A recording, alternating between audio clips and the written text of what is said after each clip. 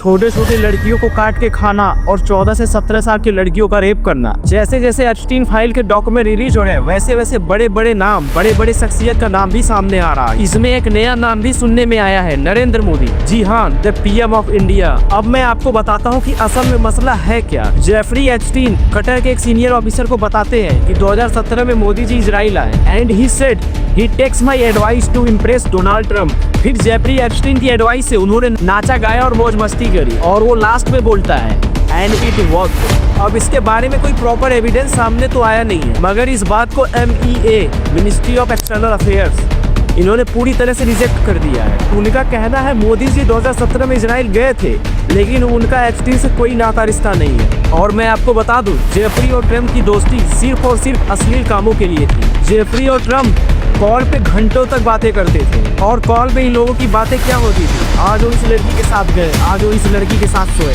और अगर आपको इस केस के बारे में बिल्कुल नहीं पता तो मैं आपको शॉर्ट में समझा देता हूँ कि आखिर यह मसला है क्या। जेफरी एप्स्टीन एक बहुत ही ज्यादा पैसे वाला बंदा था जिसकी दोस्ती politician, businessman, celebrities, Hollywood actors in सब के साथ थी। और उसके पास अपना खुद का आइलैंड भी था जिसका नाम था एप्स्टीन आइलैंड। और इसी आइलैंड के ऊपर वो बड़े बड़े लोगों के लिए पार्टीज कंडक्ट कराता था और इसी आइलैंड के ऊपर वो हर एक इलीगल एक्टिविटीज होती थी जिसका आप अनुमान भी नहीं लगा सकते। अगर मैं आपको डिटेल में बताऊं तो शायद आप रात में सो भी ना पाए।